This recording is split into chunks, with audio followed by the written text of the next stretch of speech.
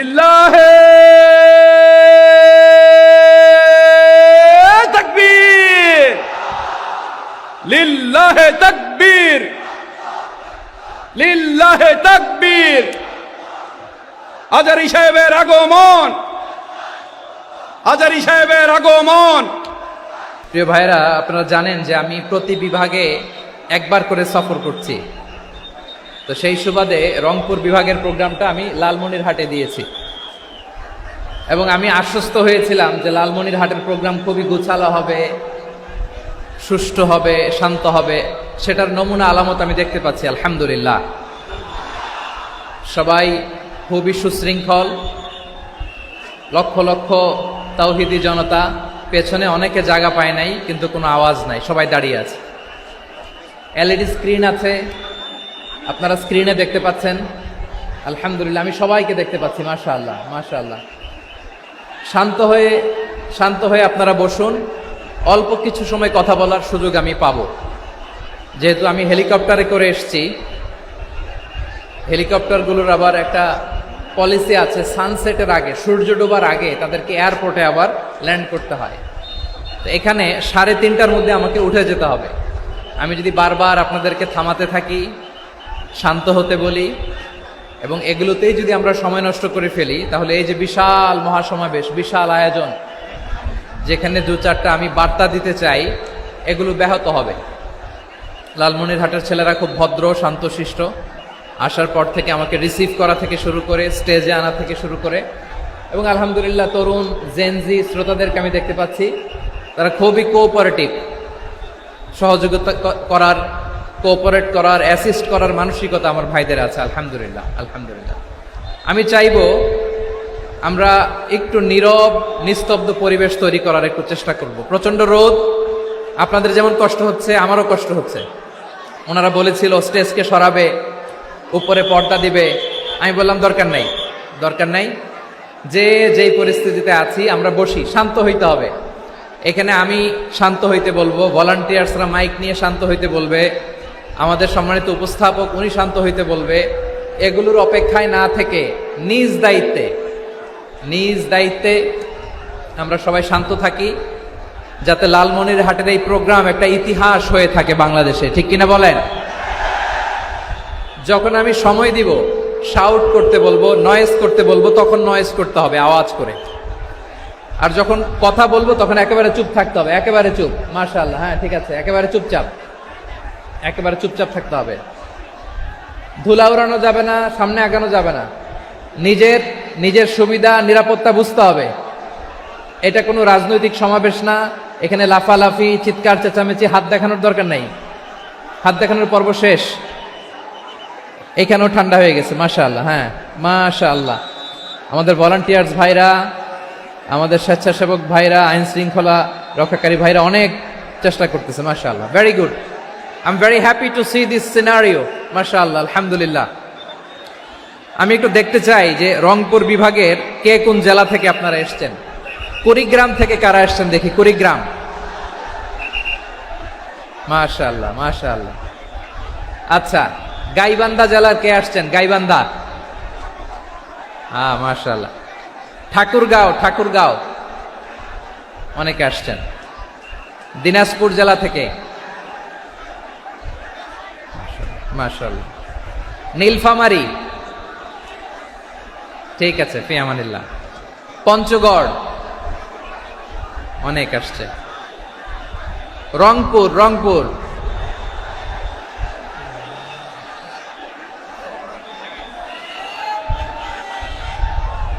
মাশাআল্লাহ মাশাআল্লাহ, ঠিক আছে। লালমনিরহাটের কারা দেখি, লালমনিরহাট।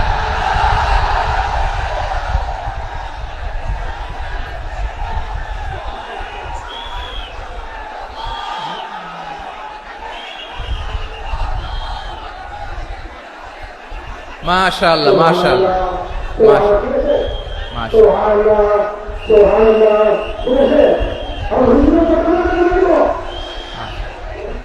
ঠিক আছে ঠিক আছে। আচ্ছা, এই রংপুর বিভাগের বাইরে থেকে অন্য জেলার কারা কারা আসছেন দেখি। তাও আছে অনেকে, মাশাআল্লাহ। ঠিক আছে ঠিক আছে। আজকের প্রোগ্রামে উপস্থিত আছেন প্রধান অতিথি হিসেবে অধ্যক্ষ আসাদুল হাবিব দুলু ভাই, সাংগঠনিক সম্পাদক বিএনপি, জাতীয় নির্বাহী কমিটির সভাপতি, জেলা বিএনপি লালমনিরহাট। বিশেষ অতিথি হিসেবে আমাদের অনেক ভাইরা এসছেন, সবাইকে শুকরিয়া জানাই। সভাপতিত্ব করছেন জনাব আব্দুল হাকিম।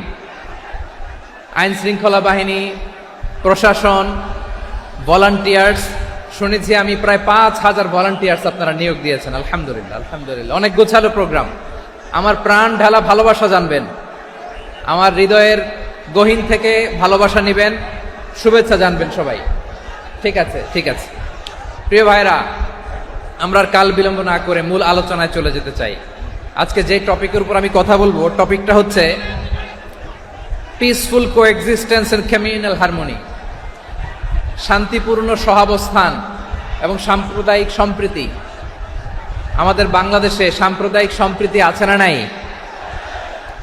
আবহমান কাল থেকে আমরা মুসলিম, হিন্দু, বৌদ্ধ, খ্রিস্টান, পাহাড়ি, নৃগোষ্ঠী মিলেমিশে একাকার, আমরা সবাই মিলে বাংলাদেশ। আওয়াজ করে বলেন ঠিক কিনা? আমাদের পারস্পরিক সম্প্রীতি, ভালোবাসা, সৌহার্দ্যপূর্ণ আচরণ, বোঝাপড়া, এটা বেশ মজবুত, বেশ মজবুত। তবে মাঝে মাঝে আমাদের এই সম্প্রীতির ভেতরে অনেকে ফাটল ধরাতে চায়। আমরা যে সুখে আছি, শান্তিতে আছি, এটা অনেকের ভালো লাগে না, ঠিক কিনা বলেন? আমাদের মধ্যে সাম্প্রদায়িক সম্প্রীতি, সৌহার্দ্যপূর্ণ আচরণ, ভালোবাসা, এটা আবহমান কাল ধরে আছে। তার প্রমাণ, আমরা তাফসিরুল মাহফিলের আয়োজন করলে আমাদের হিন্দু ভাইরা ডিস্টার্ব করে না, ঠিক কিনা? এবং আমি যদি বলি হাত তোলেন, হিন্দু ধর্মের কারা কারা এসেছেন, কত শত কত হাজার যে হাত উঠবে, আপনি অবাক হয়ে যাবেন। আমি চাচ্ছি না হাত উঠাতে।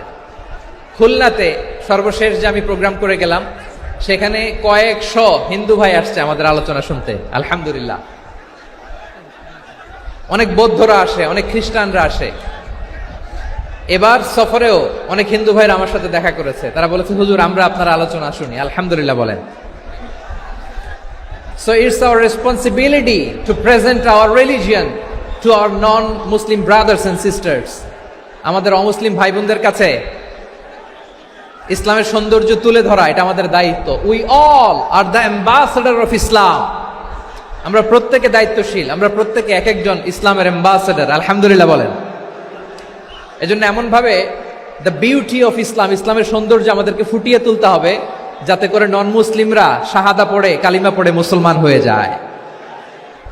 অনেক নন মুসলিম ভাই বোন আমাদের হাতে শাহাদা পড়ে, কালিমা পড়ে মুসলমান হয়েছে, অনেক। সো আমরা যেন ইসলামের বিউটিটাকে তুলে ধরতে পারি এবং এই যে সম্প্রীতি, এটাকে যেন আমরা অটুট রাখতে পারি। আদতে আদতে বাংলাদেশের ইতিহাস বলে আমাদের দেশে কোনো দাঙ্গা নাই, আছে? লালমনিরহাটের ভাইয়ের আওয়াজ করে বলেন, আমাদের দেশে হিন্দু মুসলিম দাঙ্গা আছে? আমরা ভাই ভাই, আওয়াজ করে বলুন তো, আমরা কি ভাই ভাই? কিন্তু কিছু দুষ্ট লোক আছে, তারা আমাদের সম্পর্কের মধ্যে ফাটল ধরাতে চায়, ঠিক কিনা বলেন? মাঝে মাঝে ঝগড়া লাগাতে চায়। দেখবেন পত্রপত্রিকায় দেখা যায় বিভিন্ন ধর্মীয় উপাসনালয়গুলোতে হামলা চালানো হয়। এগুলো রাজনৈতিক উদ্দেশ্য প্রণোদিত, এগুলোর সাথে ইসলামের কোনো সম্পর্ক নাই। এজন্য এই দুর্বৃত্তদের ব্যাপারে আমাদের সাবধান থাকতে হবে। আমরা সবসময় যেমনি ঐক্যবদ্ধ, ইউনাইটেড, আমরা যদি এরকম ইউনাইটেড থাকি, এই সমস্ত দুর্বৃত্তদের কালো হাত ভেঙে দিতে আমাদের 1 ঘন্টাও লাগবে না। চিল্লায় বলো ঠিক কিনা? আমরা সংঘবদ্ধ থাকবো। এই যে আমাদের পিসফুল কোএক্সিস্টেন্স, শান্তিপূর্ণ সহাবস্থান। হিন্দুরা পূজা করে, যেদিন হিন্দুদের পূজা অনুষ্ঠান, আমরা ওই দিন তাফসির মাহফিল করি না, ঠিক কিনা বলেন? যেদিন আমাদের তাফসিরুল কোরআনের প্রোগ্রাম, ওই দিন আমাদের হিন্দু ভাইরা ডিস্টার্ব করে না। সুবহানাল্লাহ। হিন্দুদের পূজা অনুষ্ঠানে মাদ্রাসার ছাত্র যে পাহারা দেয়, গোটা বিশ্বে এরকম দৃষ্টান্ত, নজির বিরল, ঠিক কিনা বলেন? আইন শৃঙ্খলা বাহিনীর পাশাপাশি মাদ্রাসার ছাত্ররা যে সেখানে পাহারা দেয়, গোটা পৃথিবীতে এই দৃষ্টান্ত আপনি পাবেন। মাদ্রাসার ছাত্ররা, তারা তো কোরআনের ধারক, তারা হাদিসের ধারক, তারা কেন মন্দির পাহারা দিবে? এই সম্প্রীতিকে ধরে রাখার জন্য, এই সৌহার্দ্যকে ধরে রাখার জন্য, আমাদের পারস্পরিক ভালোবাসাকে অটুট রাখার জন্য। আওয়াজ করে বলতে হবে ঠিক কিনা? এখন বলেন, আমাদের এই ভালোবাসা অটুট থাক, আমরা চাই কি চাই না? আমরা হিন্দু মুসলিম মিলেমিশে শান্তিপূর্ণ সহাবস্থান, সাম্প্রদায়িক সম্প্রীতি, লালমনিরহাটের ভাইয়ের আওয়াজ করে বলুন, এই সাম্প্রদায়িক সম্প্রীতি আমরা চাই কি চাই না? আল্লাহ এই দেশকে তুমি বরকতময় করো, বাংলাদেশকে তুমি শান্তিময় করো। আওয়াজ করে সবাই বলেন আমিন। এই জায়গাটাতে সামান্য একটু আওয়াজ হচ্ছিল, এটাও থেমে গেছে, আলহামদুলিল্লাহ আলহামদুলিল্লাহ। এখন একেবারে everything is in my control, মাশাআল্লাহ। ঠিক আছে, আমি মূল আলোচনায় যাই। প্রিয় ভাইরা, আমি বলেছিলাম আমার আলোচনার বিষয় হচ্ছে শান্তিপূর্ণ সহাবস্থান, সাম্প্রদায়িক সম্প্রীতি। আমরা দেখব ইসলাম আমাদেরকে কি কি দিক নির্দেশনা দেয়। শান্ত হইতে হবে, খরগোশের কানের মতো কান দুটো আমার দিকে করে রাখেন। আমি এখনো উঠে যাব, হাত নাড়ায় লাভ নাই, আমি উঠে যাব। তাকায় থাকো আর কান খাড়া, আওয়াজ হবে না। হ্যাঁ, মাশাআল্লাহ মাশাআল্লাহ, ঠিক আছে। আমরা দেখব যে রাসূল সাল্লাল্লাহু আলাইহি ওয়াসাল্লাম এই পিসফুল কোএক্সিস্টেন্সের জন্য আমাদের কি শিখিয়েছেন, কি কি গাইডলাইন দিয়েছেন। আমরা 1 2 3 4 করে এগুলো আপনাদের সাথে শেয়ার করব। আমি আপনাদের খেদমতে সূরাতুল আনআমের 108 নম্বর আয়াত তেলাওয়াত করেছি।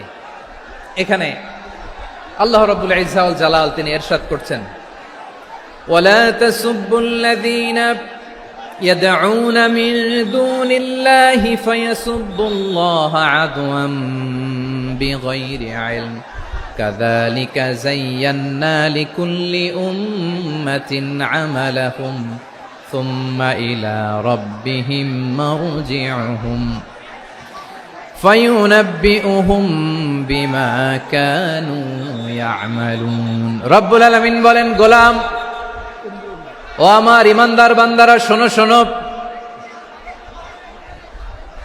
ও আমার বিশ্বাসী বান্দারা শোনো শোনো, লা তাসুব্বুল্লাযীনা ইয়াদউনা মিন দুনিল্লাহ ফায়াসুব্বুল্লাহা আদওয়াম বিগাইরি ইলম। ও আমার বিশ্বাসী বান্দারা, যারা আল্লাহকে ব্যতি রেখে, আল্লাহকে বাদ দিয়ে অন্য উপাস্যকে ডাকে, দেবীর পূজা করে, দেবতাদের পূজা করে, তোমরা খবরদার তাদের গালি দিও না। আওয়াজ করে বলেন, কি দিও না? আল্লাহ বলেন, ও বিশ্বাসীরা শোনো, যারা আল্লাহকে বেছে রেখে দেবীর পূজা করে, অন্য উপাস্যের পূজা করে, তাদেরকে ডাকে, ওই দেবতাদেরকে তোমরা গালি দিও না। যদি ওই দেবতাদেরকে গালি দাও, তাহলে ভুলবশত, শত্রুতাবশত তারা তোমাদের রব আল্লাহকে গালি দেবে, ঠিক কিনা? তোমরা যদি তাদের দেবতাদের গালি দাও, ওরা রেগে তোমার আল্লাহরে গালি দিবে, তাহলে আল্লাহরে গালি খাওয়ানোর কারণ হয়ে গেলাম আমি, ঠিক কিনা বলেন?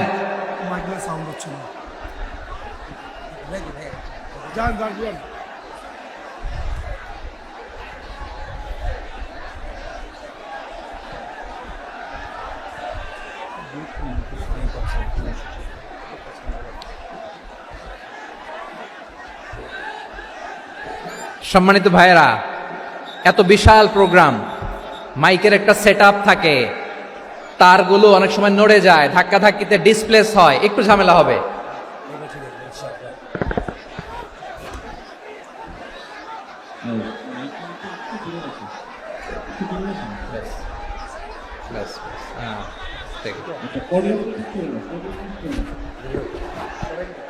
ঠিক আছে,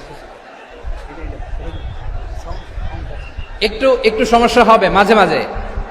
আপনারা শান্ত থাকলে, শান্ত থাকতে হবে। এইভাবে সাউন্ড নাই, এই নাই, এই বলতে বলতে আমার সময়ও নাই, উঠে যেতে হবে। এগুলো বোকামি। এই বিভাগীয় প্রোগ্রামগুলোতে যাই, চিৎকার চেঁচামেচি করে তোমরা আসো, সময় শেষ, আমাকে উঠে যেতে হয়। আমরা তো বঞ্চিত হলাম। গুরুত্বপূর্ণ অনেক কথা শোনাবো তোমাদের, অনেক। প্রিয় ভাইরা, আপনারা শান্ত হয়ে বসুন, শান্ত হয়ে। রব্বুল আলামিন বলেন, খবরদার বিশ্বাসীরা, আল্লাহ ছাড়া যারা অন্যান্য উপাস্যদেরকে ডাকে, দেবতাদেরকে ডাকে, তাদেরকে তোমরা গালি দিও না। ওই সমস্ত দেবতাদেরকে যদি তোমরা গালি দাও, তাহলে তারা আল্লাহকে গালি দিবে, ঠিক কিনা বলেন? আমরা দেবতাদের গালি দিলে ওরা আল্লাহকে গালি দিবে। রব্বুল আলামিন বলেন, খবরদার দেবতাদেরকে গালি দিও না, তাহলে ওরা তোমার রব আল্লাহরে গালি দেবে। প্রতিটি জাতির জন্য তাদের কাজকে আমি আল্লাহ সুশোভিত করে রেখেছি। তারা সবাই একদিন আমার কাছেই ফিরে আসবে। এরপর আমি রব্বুল আলামিন তাদের আমলনামা তাদেরকে জানিয়ে দেব। সুবহানাল্লাহ পড়ে।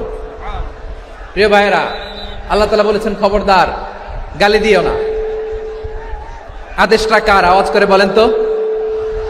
হিন্দুদের দেবতা দেবদেবীদেরকে গালি দেওয়া যাবে না। আওয়াজ করে বলুন প্রিয় ভাইরা, এই আদেশটা কার? এই আপনাদের গলার আওয়াজ। অন্য ধর্মের দেবতাদেরকে যে গালি দেওয়া যাবে না, এই আদেশটা কার? আরো জোরে বলুন কার? গালি দিবেন কোন দেবতাকে? দিবেন? যদি দেন তাহলে ওরা আল্লাহরে গালি দিবে। তাহলে আল্লাহরে গালি খাওয়াইলো কে? আপনি। ঠিক কিনা বলেন? আমি আল্লাহকে গালি খাওয়ানোর কারণ হলাম। কারণ আমি যদি গালি না দিতাম ওরা আমার রবকে গালি দিত না। আওয়াজ করে বলেন ঠিক কিনা? তাহলে প্রিয় ভাইয়েরা, ইসলাম আমাদেরকে শিখায়, সূরাতুল আনআমের 108 নম্বর আয়াত থেকে আমরা বুঝলাম কোন ধর্মকে ছোট করা যাবে না। অন্য ধর্মকে ছোট করা মানে ইসলামকে ছোট করা। অন্য ধর্মের দেবতাকে গালি দেওয়া মানে আল্লাহকে গালি খাওয়ানো। আওয়াজ করে বলেন ঠিক কিনা? খবরদার, এটা করা যাবে না। আর অন্য ধর্মের দেবতাকে যদি আপনি গালি দেন, ওরা ইসলাম থেকে দূরে সরে যাবে। যাও ইসলামের প্রতি আকৃষ্ট হয়েছিল আর কোনোদিন ইসলামের ধারে কাছে আসবে না। আওয়াজ করে বলেন ঠিক কিনা? এজন্য কখনো কোনোদিন অন্য ধর্মের দেবতাদেরকে গালি দেয়া যাবে না। অন্য ধর্মের কোনো দেবতাদেরকে আমরা গালি দিব না, গালি দিব না। বরং ইসলামের beauty, the beauty of Islam, ইসলামের সৌন্দর্যকে আমরা তুলে ধরব। আমরা যদি বিশ্বনবী সাল্লাল্লাহু আলাইহি ওয়াসাল্লামের জীবনের দিকে তাকাই, তাহলে আমি দেখব বিষ্ণু ইসলাম মক্কাতে কিংবা মদিনাতে অন্য ধর্মের লোকদের সাথে খুব পিসফুলি লাইফ লিড করেছেন। হোক মুশরিক, হোক খ্রিস্টান, হোক ইহুদি, বিশ্বনবী সবার সাথে মিলেমিশে ছিলেন। আলহামদুলিল্লাহ বলেন। ইসলাম হচ্ছে পিসফুল রিলিজিয়ান। অন্য ধর্মের প্রতি সহনশীলতার সবক ইসলাম আমাদেরকে দেয়। কিন্তু প্রতিটি মুসলিমের এটা মনে রাখতে হবে, আল্লাহর কাছে পছন্দনীয় গ্রহণযোগ্য ধর্ম জীবনাদর্শ একটি, সেটা হচ্ছে ইসলাম। আওয়াজ করে বলেন সেটা কি? লালমনিরহাটের ভাইয়েরা আওয়াজ করে বলুন, আল্লাহর কাছে মনোনীত ধর্ম একটি, সেটা কি? এজন্য রব্বুল আলামিন বলেন ইন্নাদ-দীনা ইনদাল্লাহিল ইসলাম। আল্লাহর কাছে মনোনীত গ্রহণযোগ্য অ্যাকসেপ্টেড ধর্ম মতাদর্শ একটা, সেটা হলো ইসলাম। ইসলাম ছাড়া অন্য কোনো ধর্ম যদি কেউ তালাশ করে, তার ওই ধর্ম আল্লাহ গ্রহণ করবে না। ওমাই ইয়াবতাগি গায়রাল ইসলামি দীনান ফালাই ইউকবালা মিন ওয়া হুয়া ফিল আখিরাতি মিনাল খাসিরিন।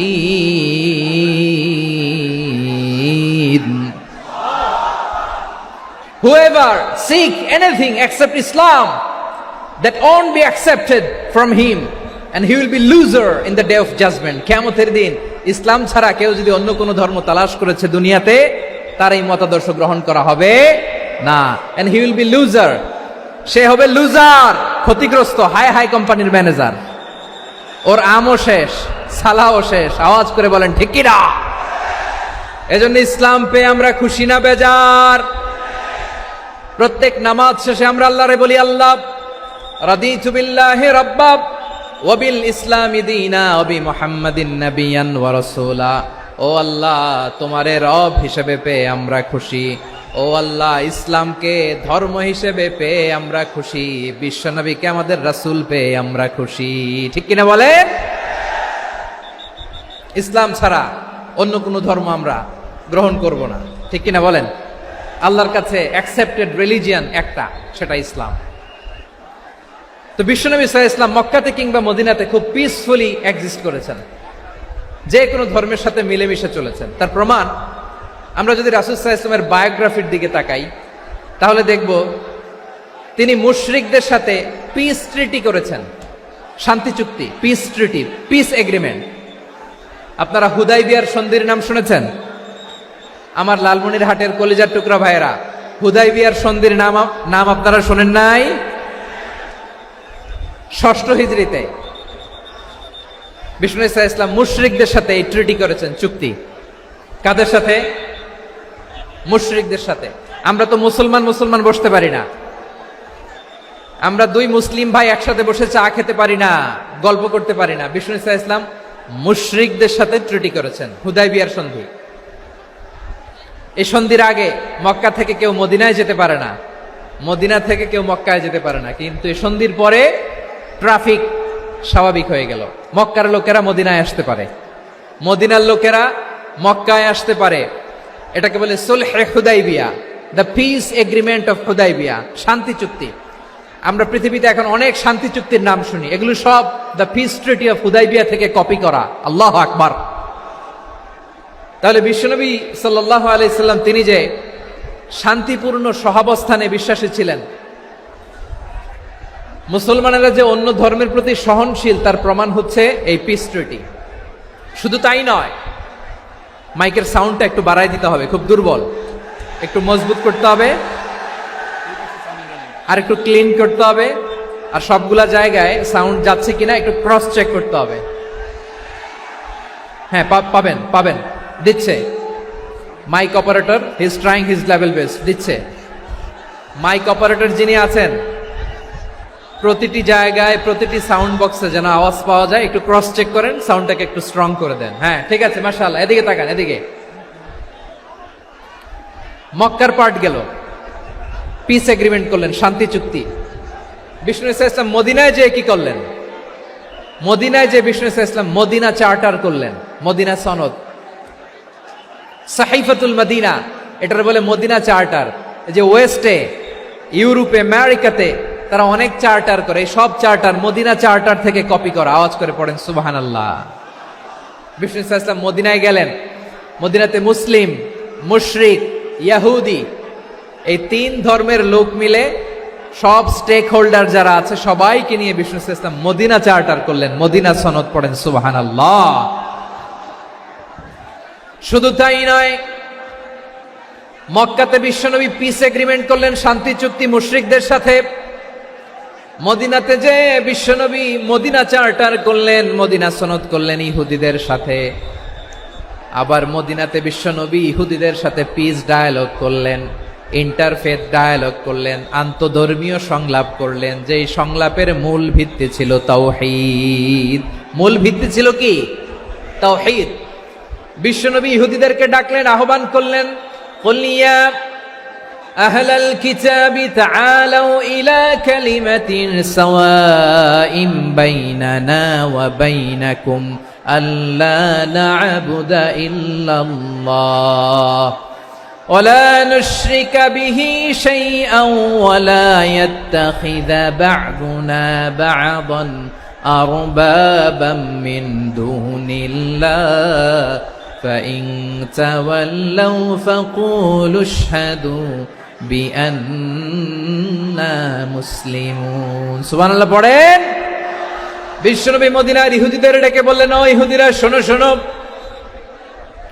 আসো এমন একটা আদর্শের প্রশ্নে আমরা একত্রিত হই, যে আদর্শের প্রচার তোমাদের নবীরাও করেছে, আমিও করি, যে আদর্শের কথা তোমাদের পবিত্র ধর্মগ্রন্থগুলোতে আছে, আমার কোরআনেও আছে।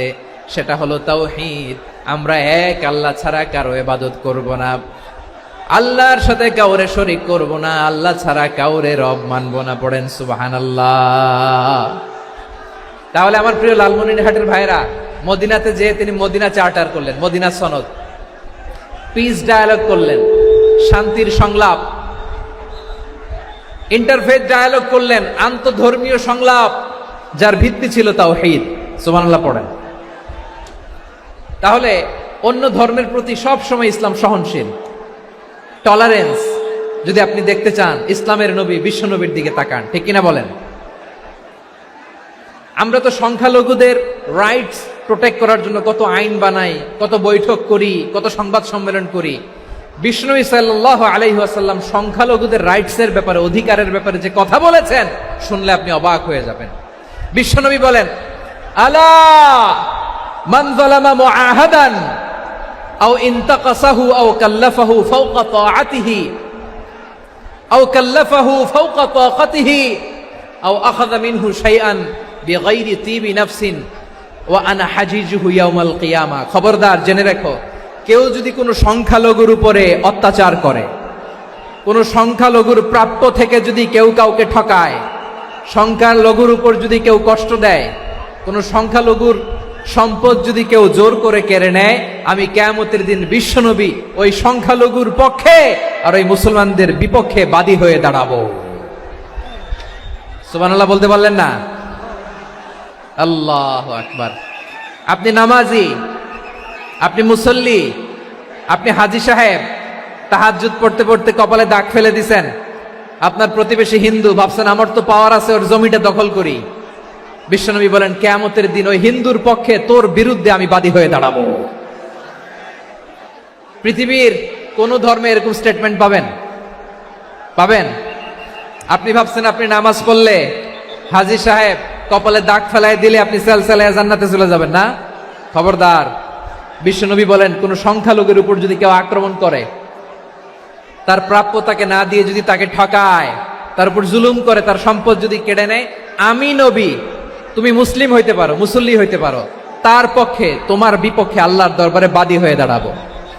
আচ্ছা লালমনিরহাটের ভাইরা, কথা বুঝতে পারলে আওয়াজ করে উত্তর দেন। বিশ্বনবী যদি কারো বিপক্ষে দাঁড়ায় কিয়ামতের দিন, আই রিপিট, আমি আবারও বলছি, বিশ্বনবী যদি কিয়ামতের দিন কারো বিপক্ষে দাঁড়ায়, ও তো সেলসেলায়া জান্নাতি, তাই না? জান্নাতি না? যে নবীর সুপারিশ ছাড়া জান্নাতের গেটও দেখা যাবে না, ওই নবী যদি বলে তোর বিপক্ষে আমি বাদী হয়ে দাঁড়াবো, ওই জান্নাতে আর ঢোকার কোনো সুযোগ আমাদের থাকবে? এখানেই শেষ না আমার প্রিয় লালমনিরহাটের ভাইয়েরা, এখানেই শেষ নয়। বিশ্বনবী বলেন মান কাতালা মুআহাদান, বুখারীর বর্ণনা, মান কাতালা মুআহাদান লাম ইয়ারাহ রাইহাতাল জান্নাহ। কেউ যদি, কোন মুসলিম যদি অন্যায়ভাবে কোনো সংখ্যালঘুকে হত্যা করে, কোনো হিন্দুকে হত্যা করে, কোনো বৌদ্ধরে হত্যা করে, অন্যায়ভাবে কোনো মুসলিম যদি কোনো সংখ্যালঘুরে হত্যা করে, জান্নাতে যাওয়া তো দূরের কথা, ওই মুসলিম জান্নাতের ঘ্রাণও পাবে না। সেই বুখারীর বর্ণনা, মান কাতালা মুআহাদান লাম ইয়ারাহ রাইহাতাল জান্নাহ ওয়া ইন্না রিহাহা লা ইউজাদু মিন মাসিরাতি 40 আমা। যে জান্নাতের ঘ্রাণ 40 বছর দূরের রাস্তা থেকেই পাওয়া যায়। সুবহানাল্লাহ পড়েন। প্রিয় ভাইরা, এখান থেকে জান্নাতে পৌঁছতে লাগবে 40 বছর। এত দূর, কত বছর? সবাই বলেন কত বছর? এখান থেকে জান্নাতে পৌঁছতে লাগবে 40 বছর। এত দূরে থাকতেই জান্নাতের ঘ্রাণ আপনার নাকে এসে ধাক্কা মারবে। বিশ্বনবী বলেন যে ব্যক্তি কোন সংখ্যালঘুকে হত্যা করে, জান্নাতের ঘ্রাণ তো পাবেই, জান্নাতে তো ঢুকতে পারবেই না, জান্নাতের ঘ্রাণও তার নাকে লাগবে না। পড়েন নাউযুবিল্লাহ। তাহলে সংখ্যালঘুদের ব্যাপারে ইসলামে অধিকার দেয়া আছে না নাই? লালমনিরহাটের ভাইয়ের আওয়াজ করে বলেন, আমার সংখ্যালঘু হিন্দু ভাইদের রাইটস, অধিকার আমাদের ইসলামে প্রোটেক্টেড আছে না নাই? এখানেই শেষ না। বিষ্ণু ইসলাম আপনার অমুসলিম প্রতিবেশীর সাথে ভালো আচরণ করতে বলেছে। আমাদের হয় না, এটা মুসলিম পাড়া, ওটা বৌদ্ধ পাড়া, হয় না? অনেক সময় হয় না, এটা আমাদের মুসলিম পাড়া, ওইটা হিন্দু পাড়া, এরকম আছে না নাই? লালমনিরহাটে নাই না? আছে? হিন্দু যদি আপনার প্রতিবেশী হয় কি করবেন? ওরে কষ্ট দিবেন নাকি? কেন? ও তো হিন্দু, ও তো আমার আল্লাহরে ডাকে না, ওরে কষ্ট দিলে জায়েজ হবে না? খবরদার। বিষ্ণু ইসলাম বলেন মান কানা ইউমিনু বিল্লাহ ওয়াল ইয়াউমিল আখির ফালিউকরিম জারাহ। যে আল্লাহ বিশ্বাস করে আর আখিরাতে বিশ্বাস করে, সেজন্য প্রতিবেশীর সাথে ভালো আচরণ করে। সুবহানাল্লাহ। কলিজা জুড়ায় যায় না আমার নবীর কথাগুলো শুনলে? যে আল্লাহ বিশ্বাস করে, যে আখিরাতে বিশ্বাস করে, সেজন্য প্রতিবেশীর সাথে ভালো আচরণ করে। এখানে বলছে মুসলিম প্রতিবেশী বলছে, নামাজি প্রতিবেশী বলছে, আল্লাহওয়ালা প্রতিবেশী বলছে না। প্রতিবেশী আস্তিক হোক নাস্তিক হোক, প্রতিবেশী মুমিন হোক মুশরিক হোক, প্রতিবেশী হইলেই তার সাথে ভালো আচরণের দরকার আছে না নাই? আমার প্রিয় লালমনিরহাটের ভাইয়েরা, বিষ্ণু ইসলাম ওনার ইহুদি প্রতিবেশীদের দেখাশোনা করতেন। আওয়াজ না শোনা যাক, আমারও তো দেখা যায়, আমারও তো দেখা যায়। তাকায় থাকেন, তাকায় থাকলে সওয়াব হবে। কোরআনের কথা যেখান থেকে হয় এদিকে তাকায় থাকলেই বরকত। তাকায় থাকেন। জি জি, মাইক, আমি তো আর মাইক ঠিক করতে আসি না এদিকে, এই মাইক ঠিক করব, ওই মাইক ঠিক করব, ওদিকে পাইলট বলবে হুজুর চলে আসেন। জি বসুন, বসুন, মাশাআল্লাহ। হ্যাঁ, খুব শান্ত, ঠিক আছে। পুলিশ ভাইরা না খেয়ে দিনরাত আপনারা যাতে সুশৃঙ্খল একটা প্রোগ্রাম উপহার পান, এটাই চেষ্টা করতেছে, আপনাদেরকে কষ্ট দিতে আসে নাই, একটু একটু সহযোগিতা করেন। জি মাশাআল্লাহ, হ্যাঁ ঠিক আছে। আমার প্রিয় ভাইরা, প্রতিবেশী আস্তিক হোক নাস্তিক হোক, মুসলিম হোক হিন্দু হোক, তার সাথে ভালো আচরণ করতে হবে। বিষ্ণু ইসা ইসলাম ওনার ইহুদি প্রতিবেশীর বাসায় যেতেন। কোন প্রতিবেশী? ইহুদি। আওয়াজ করে বলেন, কোন প্রতিবেশী? ইহুদি। এক ইহুদি কিশোর বিষ্ণু ইসা ইসলামের খেদমত করতে, ইহুদি ছেলে আমার নবীর খেদমত করতো, তারা ছিল নবীর প্রতিবেশী। তো অনেক দিন হয় ইহুদি ছেলেটা আসে না। বিষ্ণুনবী খোঁজ দিলেন, ঘটনা কি? একটা ইহুদি ছেলে না আমার খেদমতে আসতো, ছেলেটা কই? খোঁজ নিয়ে জানলেন ছেলেটা অসুস্থ। বিষ্ণু ইসা ইসলাম ওই ইহুদির বাড়িতে চলে গেলেন ওই ছেলেটাকে দেখা করার জন্য, ভিজিট করার জন্য। সুবহানাল্লাহ পড়বেন না? গেলেন, যে দেখে ইহুদি ছেলেটা মুমূর্ষ, যান যান যায় যায় ভাব, বিছানায় পড়ে আছে, তার বাবা দাঁড়ানো।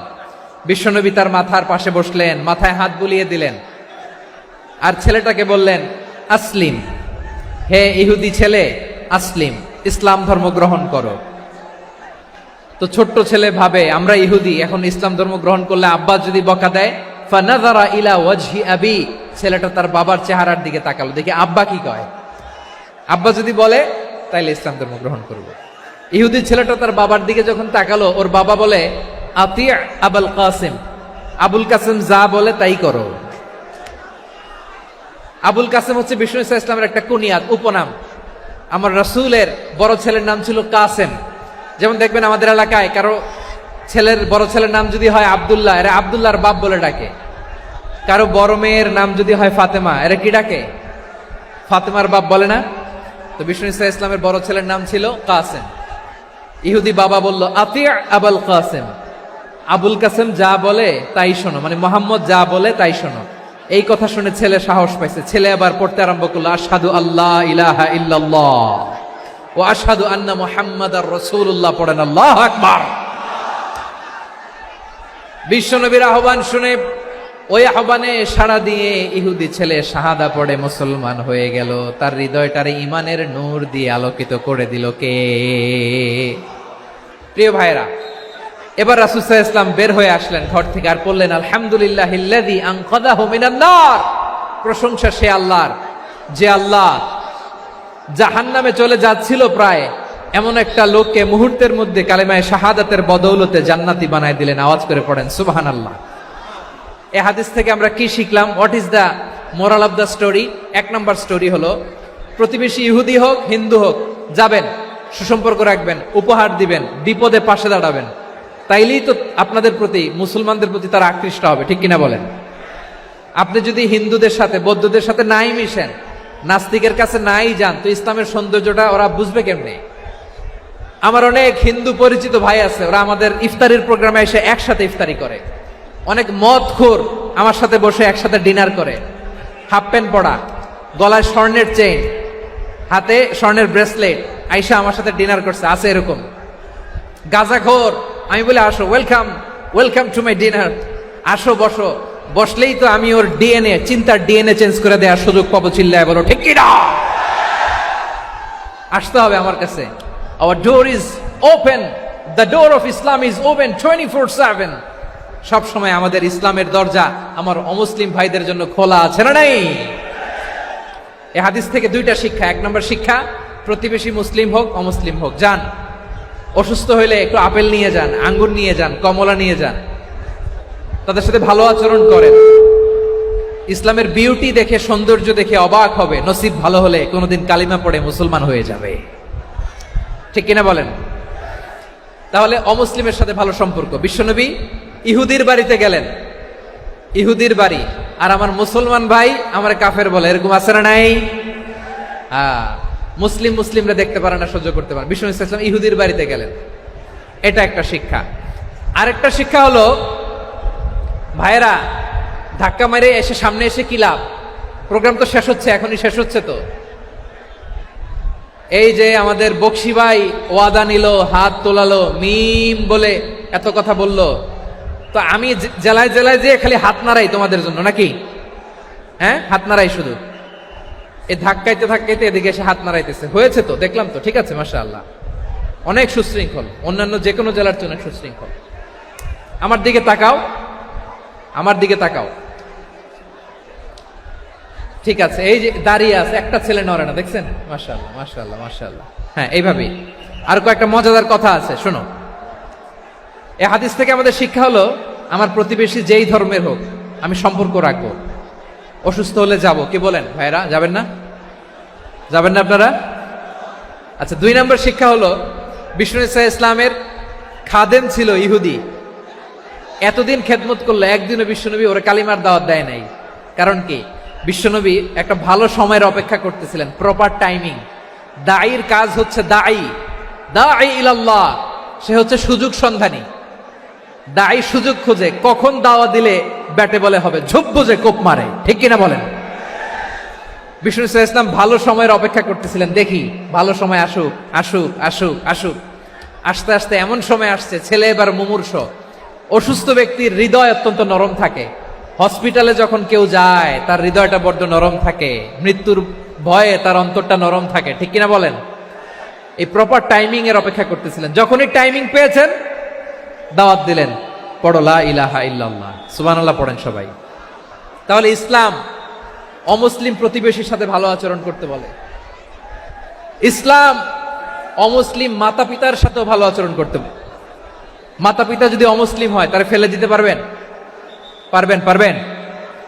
আমার লালমনিরহাটের ভাইয়েরা, অনেক হিন্দু ছেলে আমাদের হাতে শাহাদা পড়ে মুসলিম হয়, কিন্তু ওর মা মুসলমান হয় নাই, বাবাও হয় নাই, এরকম আছে না নাই? তো ও হয়েছে মুসলিম, মা বাপ হিন্দু, এখন মা বাপ কি বাদ? হ্যাঁ, মা বাপ বাদ দেয়া যাবে? যেই মা আপনারে 9 মাস 8 মাস পেটে ধারণ করলো, আপনার মায়ের নার ছেঁড়া ধন, আপনি ওই মারে বাদ দিতে পারবেন? যে মায়ের বুকের তাজা দুধ খেয়ে আপনি আজকে বাড়ন্ত তাজা তরতাজা, ওই মারে বাদ দেয়া যাবে? মায়ের এক ধারে দুধের দাম, কাটিয়া গায়ের চাম, পাপুষ বানাইলে ঋণের শোধ হবে না, এমন দরদি ভাবে কেউ হবে না আমার মাগো। মায়ের এক ধারে দুধের দাম, কাটিয়া গায়ের চাম, পাপুষ বানাইলে ঋণের শোধ হবে না, এমন দরদি ভাবে কেউ হবে না আমার মাগো, ঠিক কিনা? মাকে তো বাদ দেয়া যায় না। وَقَضَى رَبُّكَ أَلَّا تَعْبُدُوا إِلَّا إِيَّاهُ وَبِالْوَالِدَيْنِ إِحْسَانًا। আল্লাহ বলে, অবধারিত 2টা ভার্ডিক্ট তোমাদের জন্য, এক আল্লাহর ইবাদত করবা আর মা বাবার প্রতি ইহসান করবা। আদেশটা কার? মা বাবার প্রতি ইহসান করতে হবে। আমার মা হিন্দু হোক, ভালো আচরণ করতে হবে, বৌদ্ধ হোক, ভালো আচরণ করতে হবে। আমার যে সমস্ত হিন্দু ভাইয়েরা মুসলিম হয়েছ, তোমাদের মা বাবা এখনো মুসলমান হয় নাই, তাদের সাথে ভালো আচরণ করতে হবে। আপনাদের খেদমত নিজে করতে হবে, অথবা খেদমতের ব্যবস্থা করাই দিতে হবে। মান্থলি যে খরচ লাগে এটা দিতে হবে। আরে তুমি এখন মুসলিম, তোমার মা বাবা হিন্দু, এখনই তো সুযোগ ইসলামের সৌন্দর্য দেখানোর। এখন মা বাবা যদি দেখে, আরে এটা হিন্দু থাকতে তো বদমাইশ ছিল, বেয়াদব ছিল, কি এমন ধর্ম সে গ্রহণ করলো যেটা গ্রহণের সাথে সাথে সে পাল্টে গেল? কি এমন ধর্ম সে গ্রহণ করেছে যেটা তার জীবনকে আলোকিত করে দিয়েছে? নসিব ভালো হইলে তারাও কালিমা পড়ে মুসলমান হয়ে যাবে। বিষ্ণু ইসা ইসলামের স্ত্রীর নাম ছিল আয়েশা রাদিয়াল্লাহু তাআলা আনহা, আবু বকর রাদিয়াল্লাহু তাআলা আনহুর মেয়ে। আবু বকর রাদিয়াল্লাহু তাআলা আনহুর আরেক মেয়ের নাম হচ্ছে আসমা। কি নাম? দুজনই আবু বকর রাদিয়াল্লাহু তাআলা আনহুর মেয়ে, আসমা আর আয়েশা। নাম দুইটা কেমন লাগে? আসমা নামটা কেমন লাগে? আয়েশা নামটা কেমন লাগে? সবার ভালো লাগে নাই? নাম দুটো আপনাদের ভালো লাগে? লালমনিরহাটে অনাগত যদি কন্যা সন্তান হয়, যদি মনে চায় আসমা রেখে দিতে পারবেন। যদি মনে চায় আয়েশা রেখে দিয়েন। দেশে বিদেশে এয়ারপোর্টে রাস্তাঘাটে শুধু বলে হুজুর একটা নাম দেন, আমার ছেলের একটা নাম দেন, মেয়ের একটা নাম দেন। তো আমার মনে আছে যশোরের আবদিনের মাহফিলে আমি একটা দুইটা নাম দিয়েছিলাম। আজকে লালমনিরহাটের এই প্রোগ্রামে কন্যা সন্তান যদি হয় দুটা নাম দিলাম, আসমা কিংবা আয়েশা। ইনশাআল্লাহ পড়েন। দুজন বোন, এক মায়ের না, বাবা এক মা দুইজন। আয়েশা রাদিয়াল্লাহু তাআলা আনহার মায়ের নাম উম্মে রুমান, আর আসমা রাদিয়াল্লাহু তাআলা আনহার মায়ের নাম কুতাইলা বিনতে আব্দুল উজ্জা। আবু বকর রাদিয়াল্লাহু তাআলা আনহু 4টা বিয়ে করেছিলেন। তো একই ঘটনা ঘটেছে এই ফ্যামিলিতে। আসমা ইসলাম ধর্ম গ্রহণ করে মুসলিমা, কিন্তু তার মা কুতাইলা মুশরিকা। আই রিপিট, বোঝার জন্য আমি আবারও বলি, আসমা রাদিয়াল্লাহু তাআলা আনহা মুসলিমা, আর আসমার মা কুতাইলা, আওয়াজ করে বুঝে থাকলে বলেন, আসমার মা মুশরিকা। তার মানে মেয়ে মুসলিম, মা অমুসলিম। ভেজাল আছে না নাই?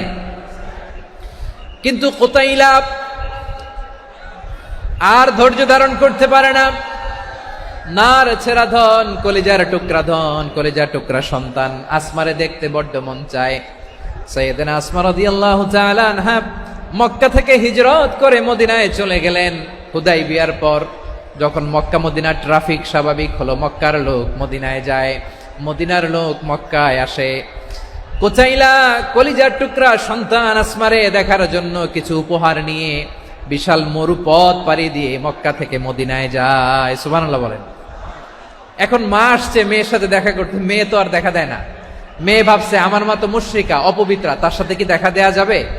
বিশ্বনবীর দরবারে চলে গেলেন। সুবহানাল্লাহ বলেন। কি সৌভাগ্যবান ছিল তারা, মাসলা জানার দরকার হলেই নবীর দরবারে চলে যেত। ঘরে বউয়ের সাথে ঝগড়া হলে নবীর দরবারে চলে যেত।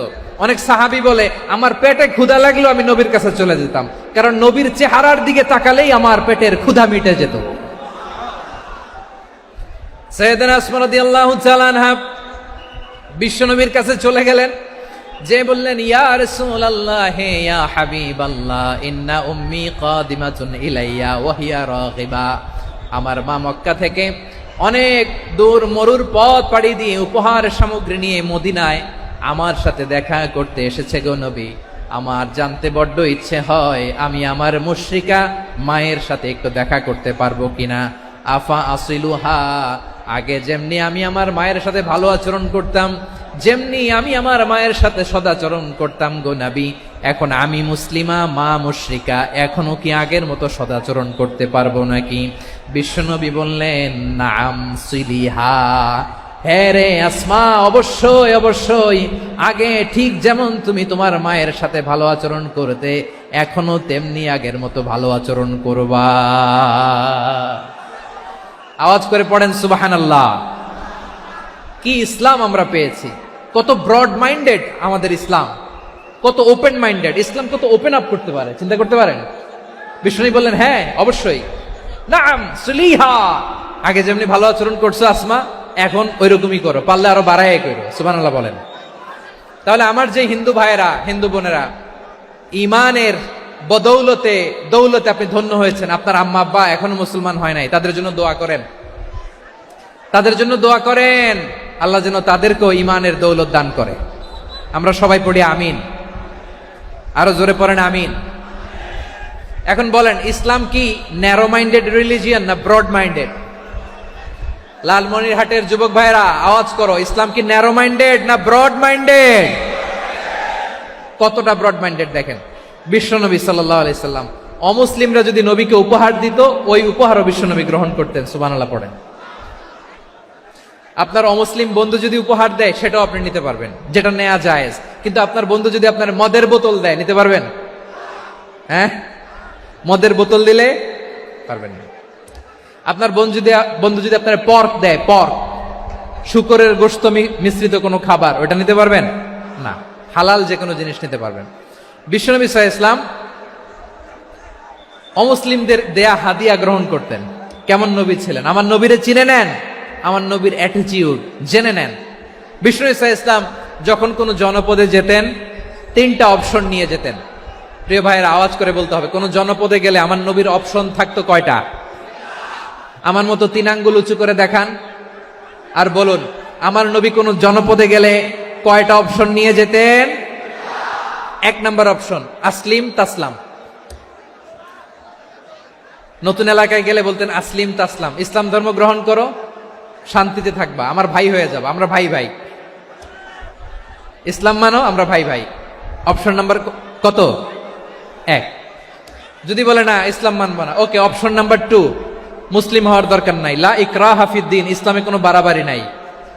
খ্রিস্টান আছো থাকো, বৌদ্ধ আছো থাকো, ইহুদি থাকতে চাও থাকো, কিন্তু আমরা যেহেতু রিজিওনাল সুপার পাওয়ার, আমাদের আন্ডারে থাকো, ট্যাক্স দিয়া থাকো, এটার বলে জিজিয়া। আলেম যারা আছেন বুঝবেন এটার আরবিতে কি বলে, জিজিয়া। You pay us the tax, we will give you the security. তোমরা ট্যাক্স দিবা, আমরা সিকিউরিটি দিব, আমাদের আওতায় থাকবা, কেউ তোমাদেরকে আক্রমণ করতে পারবে না, আমরা নিরাপত্তা দিব। সুবহানাল্লাহ বলেন। এটা অপশন নাম্বার কত? আচ্ছা বুঝে থাকলে বলেন 1 নাম্বার অপশন কি ছিল? ইসলাম। ইসলাম মানো, শান্তিতে থাকবা, ভাই ভাই, আমরা ভাই ভাই। অপশন নাম্বার 2, ট্যাক্স দাও, আমরা নিরাপত্তা দিব, মুসলিম হওয়া লাগবে না। এখন 1 নাম্বারও মানে না, 2 নাম্বারও মানে না, মুসলিম হবো না, ভালো, খ্রিস্টান থাকো, ট্যাক্স দাও, আমরা সিকিউরিটি দিব না, এইটাও মানি না। বিষ্ণু বলেন তাহলে তলোয়ার আমাদের আর তোমাদের মাঝে ফয়সালা করবে। মুসলিমও হবো না, ট্যাক্স দিবা, নিরাপত্তা দিব, আমরা সুপার পাওয়ার, আমাদের আন্ডারে থাকবে, এইটাও না। তাহলে তোমাদেরকে তো আমরা বিশ্বাস করতে পারি না, কখন না কখন বিশ্বাসঘাতকতা করো, কার সাথে মিলে হাত মিলাও, তলোয়ার আমাদের মাঝে ফয়সালা করবে। তখন তিনি জেহাদের সশস্ত্র সংগ্রামের ঘোষণা দিতেন। সুবহানাল্লাহ পড়েন। দেখেন পশ্চিমারা জেহাদকে এইভাবে চিত্রায়িত করে না, ওরা জেহাদ বলতে বুঝায় তলোয়ার, হাত কাটো, গলা কাটো, না, জেহাদ সশস্ত্র সংগ্রাম 3 নম্বরে।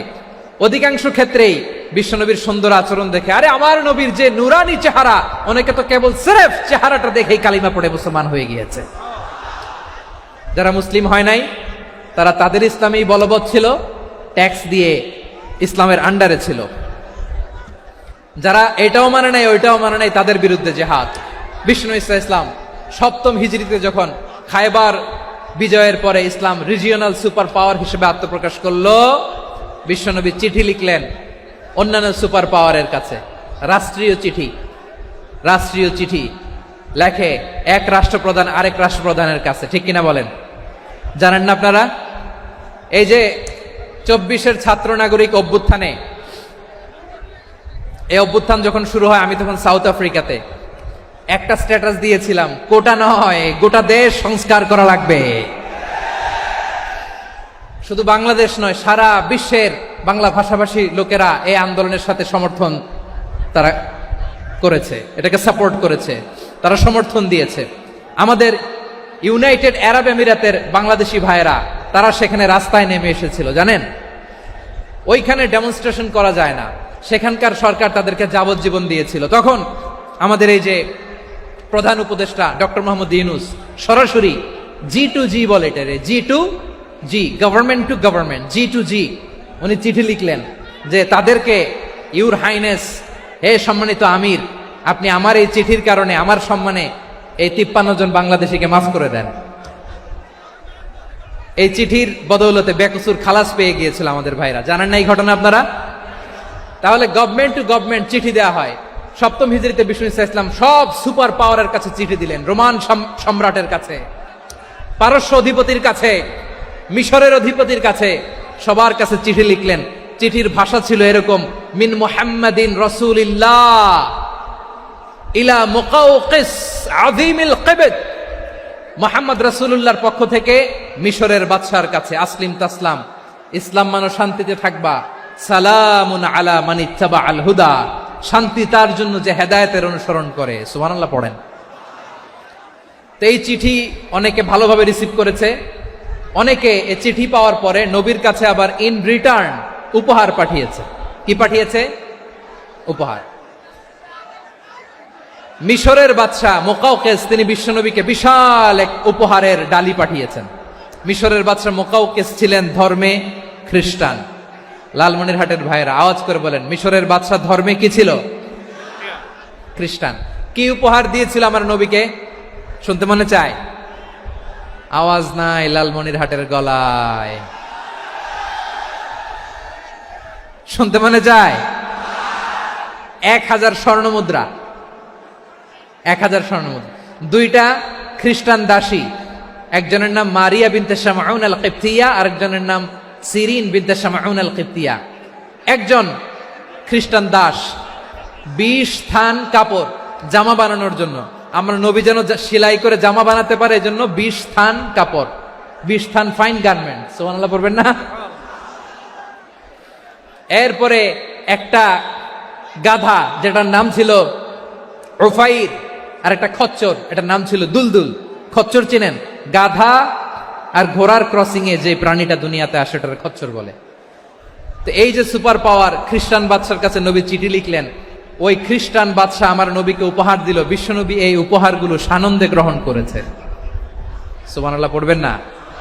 তাহলে অমুসলিম কেউ যদি আপনাকে উপহার দেয়, হালাল উপহার হলে আপনি গ্রহণ করতে পারবেন। অনুরূপভাবে পারস্যের বাদশা, রোম সম্রাট বিশ্বনবীকে উপহার পাঠিয়েছেন, আমার নবী সবগুলো উপহার গিফট গ্রহণ করেছেন। সুবহানাল্লাহ বলেন। তাহলে প্রিয় লালমনিরহাট, আওয়াজ করে বলুন, ইসলাম কি ন্যারো মাইন্ডেড রিলিজিয়ন না ব্রড মাইন্ডেড? আম্মাজান আয়েশার কাছে মাসালা জানতে চায় মেয়েরা, হে আম্মাজান, অগ্নি উপাসকেরা তাদের ঈদের দিন নওরোজের সময় আমাদেরকে পাখি দেয়, নেওয়া যাবে?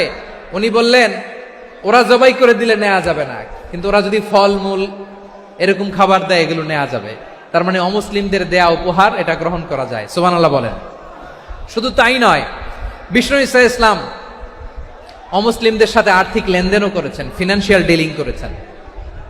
অমুসলিমদের সাথে প্রয়োজনে আপনি ফিনান্সিয়াল ডিলিং করতে পারবেন। আমরা প্রায় দেখি বাজারের মিষ্টির দোকানগুলো আমার হিন্দু ভাইদের। লালমনিরহাটে মিষ্টির দোকান, দইয়ের দোকান কারা চালায়? হিন্দুরা চালায় না? তারপরে যে বারবার শপ, চুল কাটে যে নাপিত, অধিকাংশ নাপিতের দোকানে কারা? আমার হিন্দু ভাইরা। তা আপনি চুল কাটতে পারবেন কিনা? পারবেন কিনা বলেন? পারবেন।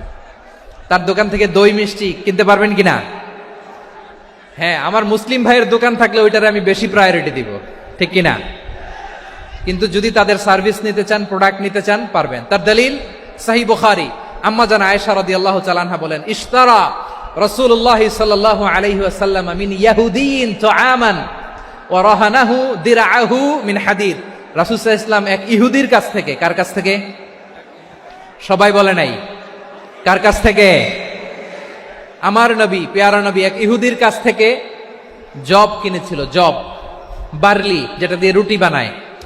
ওই জবের দাম দেওয়া টাকা পয়সা নবীর কাছে ছিল না, ফলে নবী ওনার একটা পোশাককে মর্গেজ রেখেছিলেন, মর্গেজ, বন্ধক, যে এখন এটার দাম দিতে পারবো না, কয়েক কেজি বার্লি নিয়ে যাই আর বন্ধক হিসেবে আমার জামাটা রেখে গেলাম, যেদিন দাম দিব ওই দিন জামাটা ছুটায় নিয়ে যাব।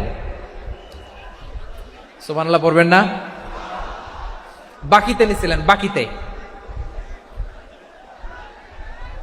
দিরআহু মিন হাদিদ, লোহার তৈরি বর্ম, মানে যুদ্ধের পোশাক, লোহা দিয়ে বানানো। বিশ্বনবী বললেন, কয়েক কেজি জব দাও, টাকাটা পরে দিব, এখন টাকা নাই, বন্ধক হিসেবে, মর্গেজ হিসেবে আমার জামা রেখে গেলাম, যখন টাকা দিব জামা ছুটায় নিব। আওয়াজ করে বলতে হবে সুবহানাল্লাহ। এ থেকে বোঝা গেল অমুসলিমদের সাথে ফিনান্সিয়াল ডিলিং করা যায়, অর্থনৈতিক লেনদেন করা যায়, কেনাবেচা করা যায়, প্রোডাক্ট কেনা যায়। এমনকি আমাদের মসজিদে নববীতে বারান্দায় আপনার একটা অটোমেটিক ফ্লাইং আমব্রেলা দেখছেন? সূর্য যখন বাড়ে মসজিদে নববীর বারান্দায় ইয়ার্ডের মধ্যে অটোমেটিক্যালি কিছু আমব্রেলা আছে, সাঁ করে খুলে যায়, আর সূর্যের তাপ লাগে না। আবার সন্ধ্যাবেলায় এই আমব্রেলাগুলো ওরা ক্লোজ করে ফেলে, দেখেন নাই না? দেখছেন? এই মসজিদে নববীকে সর্বোচ্চ উন্নত মানের কনস্ট্রাকশন ইনফ্রাস্ট্রাকচারে ডেভেলপ করার জন্য কর্তৃপক্ষ কিছু অমুসলিম ইঞ্জিনিয়ারের, ডিজাইনারের সহায়তা নিয়েছিল। সুবহানাল্লাহ বলেন। কোন দলিলের ভিত্তিতে? এই দলিলের ভিত্তিতে যে বিষ্ণু ঈসা ইসলাম অমুসলিমদের সাথেও লেনদেন করেছেন। আওয়াজ করে বলতে হবে আল্লাহু আকবার। শুধু তাই নয়, ইন কেস অফ ইমার্জেন্সি, প্রয়োজনে ইসলামের খাতিরে, ইসলামকে সামনের দিকে এগিয়ে নিয়ে যাওয়ার জন্য অমুসলিমদের সাপোর্ট নেওয়া জায়েজ আছে। সুবহানাল্লাহ বলেন। অমুসলিমদের সাপোর্ট নেয়া, তাদের থেকে অর্থ নেয়া, পলিটিক্যাল সাপোর্ট, পলিটিক্যাল অ্যাসাইলাম নেওয়া জায়েজ আছে। আমাদের অনেক বিশ্ববরেণ্য দায়ীরা আমেরিকায় অস্থায়ীভাবে অ্যাসাইলাম নিয়ে থাকে, নিজের দেশে গেলে ফাঁসিতে ঝুলাই দিবে, যুগ যুগ ধরে দায়ীদের উপর এরকম অত্যাচার আর নির্যাতন আছে না নাই? মিশরের অনেক দায়ীরা পাশ্চাত্যে যেয়ে থাকে, এই যে তারা পলিটিক্যাল অ্যাসাইলাম নিয়ে থাকে, রাজনৈতিক আশ্রয়, এটা জায়েজ আছে না? এটা যে জায়েজ আছে তার প্রমাণ স্বয়ং বিশ্বনবী সাল্লাল্লাহু আলাইহি ওয়াসাল্লাম পলিটিক্যাল সাপোর্ট নিয়েছিলেন অমুসলিমদের কাছ থেকে। সুবহানাল্লাহ বলেন। খুব মজাদার একটা ঘটনা শুনবেন, আপনাদের আগ্রহ দেখে তো মনে হয় না শোনার ইচ্ছা আছে। আছে আছে, গলায় জোর আছে। লিল্লাহে তাকবীর, লিল্লাহে তাকবীর, নারে তাকবীর। মাশাআল্লাহ।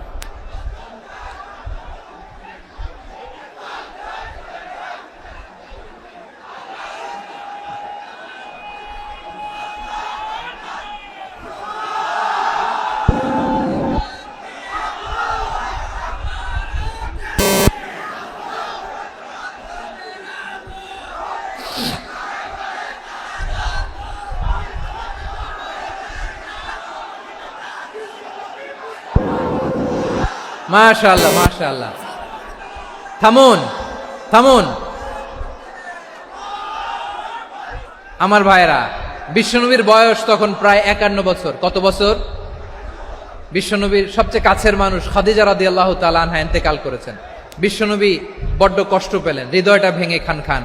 যিনি ঘরের ভেতরে বিশ্বনবীকে সান্ত্বনা দিতেন, ভালোবাসা দিতেন, বাইরে গেলে কুরাইশরা বকাঝকা করে, অত্যাচার করে, কিন্তু আম্মাজান খাদিজা রাদিয়াল্লাহু তাআলা আনহা ঘরটারে এমন শান্তির নীড় বানায় রেখেছেন, এই ঘরের ভিতরে ঢুকলে বিশ্বনবীর কলিজাটা ঠান্ডা হয়ে যেত। এজন্য রব্বুল আলামিন বলেন, খাদিজা, ও আমার বান্দি খাদিজা, জান্নাতে এমন স্পেশাল একটা ঘর আমি তোমার জন্য রেডি করে রেখেছি। ওই ঘরের মধ্যে কোনো আওয়াজ নাই, ওই ঘরের মধ্যে কোনো নয়েজ নাই, ওই ঘরে কোনো বিশৃঙ্খলা নাই। কারণ মক্কার জমিনে আমার নবী কুরাইশদের বিশৃঙ্খলা, নয়েজ আর ঝামেলাগুলোকে উপেক্ষা করে যখন তোমার ঘরের ভিতরে ঢুকতো, ঘরটারে তুমি শান্তির নীড়, ঠান্ডা, নীরব, নিস্তব্ধ, নিঝুম আর শান্তির নীড় বানিয়ে রেখেছ।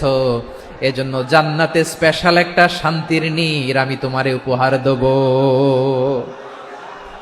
ওই প্রিয়তমা স্ত্রী খাদিজা ইন্তেকাল করলেন, বিশ্বনবীর হৃদয় ভেঙে খান খান। আবার ওনার চাচা আবু তালেব ইন্তেকাল করলেন, যিনি পলিটিক্যাল শেল্টার দিতেন নবীকে। কে দিতেন? আবু তালেবের ভয়ে, বিশ্বনবীর এই চাচার ভয়ে কোনো মুশরিক নবীর গায়ে হাত দেওয়ার সাহস পায় নাই। এখন স্ত্রীও নাই, চাচাও নাই, নবীকে আশ্রয় দেওয়ার কেউ নাই। নবীর চারদিকে অন্ধকার, নবী এখন কই যাবেন? আমার পেয়ারা নবী নতুন স্টেশন খুঁজতেছেন, নতুন দাওয়াতি প্ল্যাটফর্ম খুঁজতেছেন। তিনি যায়েদ বিন হারেসা রাদিয়াল্লাহু তাআলা আনহুকে নিয়ে মক্কার পাশের একটা নেইবরিং সিটি তায়েফে চলে গেলেন। কোথায় চলে গেলেন? লালমনিরহাটের ভাইয়ের আওয়াজ করে বলেন, কোথায় গেলেন? তায়েফে চলে গেলেন দিনের দাওয়াত দেওয়ার জন্য। কি দেওয়ার জন্য? নাকি জমি কিনতে গেছিলেন? জমি কিনতে, দুনিয়ার যশ খ্যাতির জন্য, নিজের কোনো লাভের জন্য? তায়েফবাসীদেরকে জাহান্নামের আগুন থেকে বাঁচানোর জন্য। আওয়াজ করে বলতে হবে, ঠিক কিনা? বিশ্বনবী বিশাল মরুপথ, পাহাড়ি পথ পাড়ি দিয়ে তায়েফের মরুজমিনে গেলেন কোরআনের দাওয়াত নিয়ে, ইমানের দাওয়াত নিয়ে। কিন্তু তায়েফের লোকেরা বিশ্বনবীর দাওয়াতকে শুধু প্রত্যাখ্যান করেই থামে নাই, তারা বিশ্বনবীর সাথে অত্যন্ত খারাপ আচরণ করেছে। বিশ্বনবীকে শারীরিকভাবে হেনস্থা করেছে, আমার নবীকে শারীরিকভাবে অত্যাচার করেছে, আমার পেয়ারা নবীর গায়ে পাথর মেরেছে, বিশ্বনবীর গা বেয়ে ঝরঝর করে রক্ত ঝরেছে, নবী জামিনের মধ্যে লুটিয়ে পড়েছেন, আবার মেরেছে, আবার নবী হাঁটতে শুরু করলেন, পেছন থেকে আবার মেরেছে, আবার নবী রক্তাক্ত হয়ে জামিনের মধ্যে লুটিয়ে পড়লেন, আবার মেরেছে। বিশ্বনবীর মতো এত সুশ্রী মানব, বিশ্বনবীর মতো এত শুভ্র মানব, বিশ্বনবীর মতো এমন চমৎকার দেহাবয়ব দিয়ে রব্বুল আলামিন কাউকে বানান নাই। এরকম চমৎকার মানুষটাকে তারা তায়েফের ওই জমিনে রক্তাক্ত করেছে। বিশ্বনবী দুনিয়ার কোনো স্বার্থের জন্য সেখানে যান নাই, নিজের কোনো লাভের জন্য, প্রাপ্তির জন্য যান নাই, তায়েফবাসীদের জাহান্নামের আগুন থেকে বাঁচাতে গিয়েছেন। ঠিক কিনা বলেন? খেয়ে না খেয়ে দিন প্রচারের কাজে নিজেকে দিয়েছ বিলিয়ে, তাই ফের কাফিরেরা চিনল না সে আলো, দুষ্ট ছেলেদের পিছু দিল লেলিয়ে। পাথরের আঘাতে ক্ষত বিক্ষত হয়ে সারা শরীর থেকে রক্ত ঝরে। হে রাসূল তোমাকে ভুলি আমি কেমন করে, হে রাসূল তোমাকে ভুলি আমি কেমন করে। পারেন না আপনারা? ধরুন আমার সাথে। হাজার ব্যথা বেদনার পরে ফিরে আসনি তুমি আপন ঘরে, দিনের আলো তুমি ছড়িয়ে দিতে, চলে গেলে মদিনায় মক্কা ছেড়ে। হে রাসূল তোমাকে ভুলি আমি কেমন করে, হে রাসূল তোমাকে ভুলি আমি কেমন করে। ঠিক কিনা বলে? প্রিয় ভাইরা, তাইফের ছেলেরা নবীকে রক্তাক্ত করলো। আমার নবী কই যাবে? কই যাবে? মক্কায় জায়গা নাই, তাইফে জায়গা নাই। তাইফ থেকে ভারাক্রান্ত মন নিয়ে আমার নবী মক্কায় ফিরে আসলেন। বিশ্ব নবী মক্কায় ঢুকতে পারেন না। মক্কার মরুভূমির দিকে তাকিয়ে, উপত্যকার দিকে তাকিয়ে বিশ্বনবী ধা ধা করে কাঁদেন, ঝরঝর করে। নবীর চেহারা মোবারক থেকে চোখের পানিগুলো বেয়ে বেয়ে পড়ে। আমার জন্মস্থান, আমার শৈশব, কৈশোর, যৌবন কেটেছে এই মক্কায়। আমার এলাকায় আমি ঢুকতে পারি না। বিশ্বনবী মক্কার অনতি দূরে দাঁড়িয়ে জায়েদকে পাঠালেন, জায়েদ যাও দেখো কেউ আমাকে সাপোর্ট করার মতো আছে কিনা, যাও অমুকের কাছে যাও। জায়েদ গেলেন, তারাও প্রত্যাখ্যান করে ফিরিয়ে দেয়। বিশ্বনবী বললেন যাও অমুক লোকের কাছে যাও, তিনিও প্রত্যাখ্যান করে ফিরিয়ে দিলেন। কেউ বিশ্বনবীকে আশ্রয় দিতে রাজি হয় না। নিজ জন্মভূমিতে বিতাড়িত বিশ্বনবী, সর্বশেষ বিশ্বনবী বললেন যাও মুতঈম ইবনে আদির ঘরে যাও। মুতঈম ইবনে আদি মুশরিক, তার কাছে যাও। গেলেন, মুতঈম ইবনে আদি রাজি হয়ে গেল। সুবহানাল্লাহ বলেন। দেখেন, অনেক বিপদের সময়ও আমি নিজে সাক্ষী, সামাজিকভাবে রাজনৈতিকভাবে কত ঝঞ্ঝা, কত ষড়যন্ত্র, কত কনস্পাইরেসি পাড়ি দিয়ে আমাদেরকে সামনে এগিয়ে যেতে হয়। এই শত্রুদের ভেতরেও একজনকে দাঁড় করিয়ে দেয় যে আল্লাহর কোরআনের জন্য রেডি হয়ে যায়। পড়েন সুবহানাল্লাহ। মুতঈম ইবনে আদি, আল্লাহ তার মনকে নরম করে দিলেন। মুতঈম বলে, মুহাম্মদ আমি তোমাকে আশ্রয় দিব। তার দুই ছেলেকে পাঠালেন, যাও খোলা তলোয়ার নিয়ে, স্কট দিয়ে, গার্ড অফ অনার দিয়ে মুহাম্মদকে মক্কায় ঢুকাও, আর বলো আমি আমান দেব। আমান কি দিব? আমান মানে সিকিউরিটি, নিরাপত্তা। সিকিউরিটি ছাড়া, আমান দেওয়া ছাড়া কেউ থাকতে পারতো না মক্কায়। দুই ছেলে বিষ্ণু ইসা ইসলামকে নিয়ে আসলো। নবী কাবার চারদিকে তাওয়াফ করলেন, নামাজ পড়লেন। আবু জাহেল, উতবা, শাইবা, ওয়ালিদ ইবনে মুগীরা সবাই দেখে, কেউ কিছু করতে পারে না। কারণ মুতঈম ইবনে আদি ঘোষণা দিয়েছেন আমি মুহাম্মদকে আমান দিয়েছি, মুহাম্মদের গায়ে যেন কেউ স্পর্শ না করে। আওয়াজ করে পড়েন সুবহানাল্লাহ। নবীর এই বিপদকালে মুহূর্তে মুতঈমের হৃদয়টারে নরম করে দিল কে? আচ্ছা, লালমনিরহাটের ভাইয়েরা বলেন, এই মুতঈম কি মুসলিম ছিল না মুশরিক? সবাই বলতে হবে মুসলিম না মুশরিক? তাহলে মুশরিকের কাছ থেকে নবী পলিটিক্যাল অ্যাসাইলাম, আধুনিক রাষ্ট্রবিজ্ঞানের ভাষায় পলিটিক্যাল অ্যাসাইলাম যেটাকে বলে, রাজনৈতিক আশ্রয়, উনার আমান বা নিরাপত্তার এই ঘোষণায় তিনি মক্কায় ঢুকলেন। যতদিন নিরাপত্তা ছিল ছিলেন। মুতঈম যখন মারা গেল, বিষ্ণু ইসলাম হিজরত করে মদিনায় চলে গেলেন। সুবহানাল্লাহ। কিন্তু মুতঈম যে বিশ্বনবীর উপকার করছে এটা বিশ্বনবী ভুলে নাই। আমাদের অনেকে আছে উপকার করার পরে আর খেয়াল থাকে না, খাওয়ার পরে গলা দিয়ে নামলে আর খেয়াল থাকে না। এরকম আছে না নাই? আমার নবী ভুলে নাই। বদরের প্রান্তরে 70 জন কাফেরকে যখন বন্দী করে বিশ্বনবীর সামনে হাঁটু গেড়ে দাঁড় করানো হলো, বসানো হলো, 70 জন কাফের। কয়জন? বিশ্বনবী তাদের দিকে তাকিয়ে বললেন, সহিহ বুখারীর বর্ণনা, লাউ কানাল মুতঈম ইবনে আদি হাইয়ান সুম্মা কাল্লামানি হাউলাইন নাতনা লা তারাকতুহুম লাহু। বদরের প্রান্তরে 70 জন বন্দী কাফিরের দিকে তাকিয়ে আমার নবী বললেন, আজকে মুতঈম ইবনে আদি যদি বেঁচে থাকতো আর তোমাদের 70 জনের ব্যাপারে যদি মোতেআম এক বাক্যে একটা সুপারিশ করত, তার সম্মানে আজকে তোদের সবাইরে আমি মাফ করে দিতাম। সুবহানাল্লাহ নাই? ওই যে চিল্লাচিল্লি যে কথা বোঝে নাই, কোন জিনিস মিস করছে ওরা নিজেরাও বোঝে নাই। বিশ্বনবী মোতেআমের এই সাহায্যের কথা বলে নাই। 70 জন মুশরিক হাঁটু গেড়ে বসা, নবী চাইলে এখনই এক্সিকিউশন অর্ডার দিতে পারে। তিনি বললেন, আজকে যদি মোতেআম বেঁচে থাকতো আর মোতেম যদি তোদের জন্য সুপারিশ করতে, এই আবর্জনাগুলোর ব্যাপারে সুপারিশ করতে, আমি মুহূর্তেই তোদেরকে এমনি মাফ করে দিতাম। এবার বলেন, ইসলাম কি ন্যারো মাইন্ডেড না ব্রড মাইন্ডেড? শুধু তাই নয়, যাকে যে সম্মান দেয়ার আমার নবী দিতেন, হোক আস্তিক হোক নাস্তিক, হোক মুসলিম হোক অমুসলিম।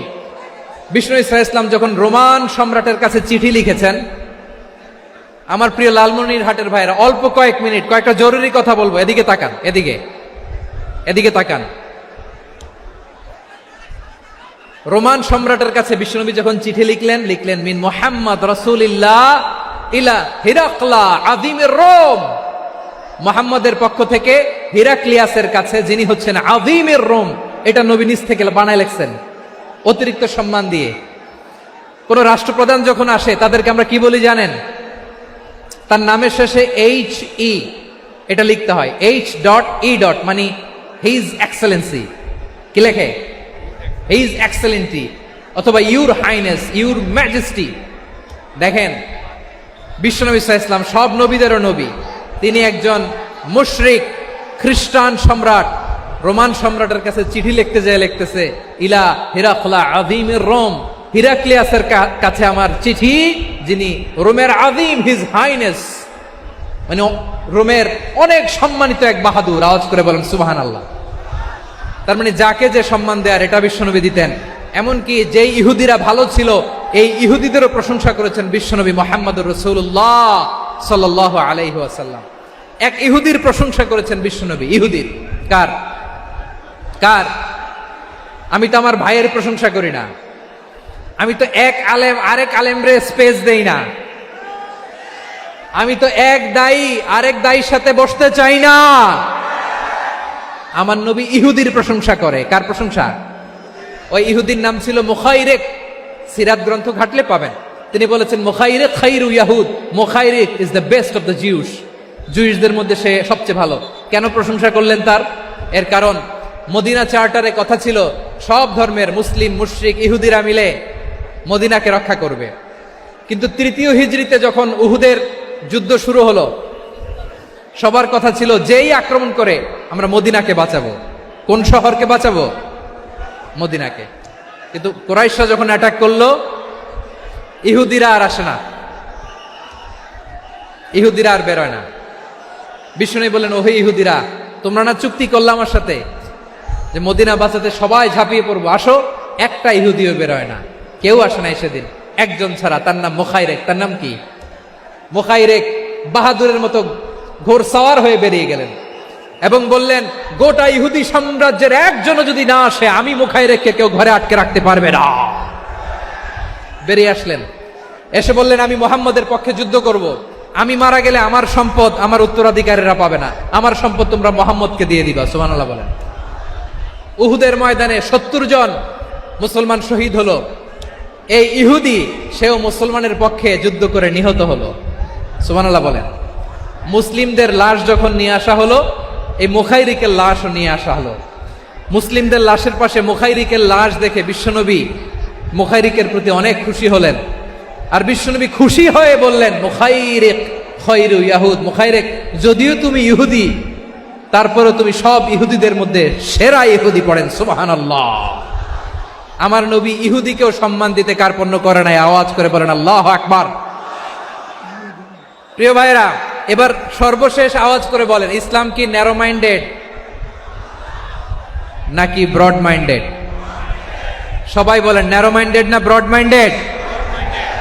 এজন্য অমুসলিম হইলেই তারা আমাদের শত্রু নয়। শত্রু কারা? এই লালমনিরহাটের ভাইয়েরা শোনেন, শত্রু কারা? যে সমস্ত অমুসলিম আমাদেরকে নিশ্চিহ্ন করে দিতে চায়, যে সমস্ত অমুসলিম আমাদের ভূখণ্ড থেকে আমাদেরকে তাড়িয়ে দিতে চায়, যে সমস্ত অমুসলিম আমার ধর্ম নিয়ে তুচ্ছতাচ্ছিল্য করে চিল্লায় বলেন ঠিক কিনা, তারা আমাদের শত্রু। সাধারণ অমুসলিমরা আমার শত্রু নয়। এই যে হিন্দুরা থাকে এরা আমার ভাই, বৌদ্ধরা আমার ভাই, খ্রিস্টানরা আমার ভাই, ইহুদিরা আমার ভাই। তারা দিনই ভাই নয়, তারা মায়ের পেটের ভাই নয়, তারা মানবিক দিক থেকে ভাই। ও মানুষ, আমিও মানুষ, ইসলাম মানুষকে সম্মান করে, চিল্লায় বলো ঠিক কিনা। যারা আমাদের অস্তিত্বকে নিশ্চিহ্ন করতে চায়, যারা আমাদের ভূখণ্ডকে দখল করতে চায়, যারা আমাদেরকে নিয়ে মকারি করে, ফান করে, টিটকারি করে, আমার ধর্ম নিয়ে খেলা করে, তাচ্ছিল্য করে, ওদের বিরুদ্ধে আমাদের জিহাদ। সাধারণ মুসলিম আমাদের শত্রু নয়।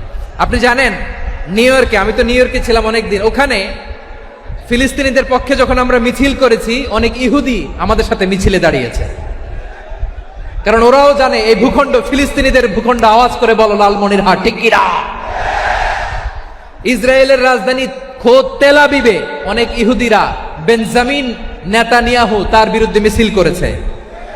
তো তারা কি আমাদের শত্রু? না। অনেক খ্রিস্টান আমাদের সাথে আমাদের স্বার্থ রক্ষায় আমাদের পাশে দাঁড়িয়েছে। খেয়াল রাখবেন, হিন্দু আর হিন্দুত্ববাদ এক নয়, ইহুদি ধর্ম আর জায়নিজম এক নয়। জায়নিজমের বিরুদ্ধে আমাদের সংগ্রাম, আমাদের জেহাদ, চিল্লায় বলেন ঠিক কিনা।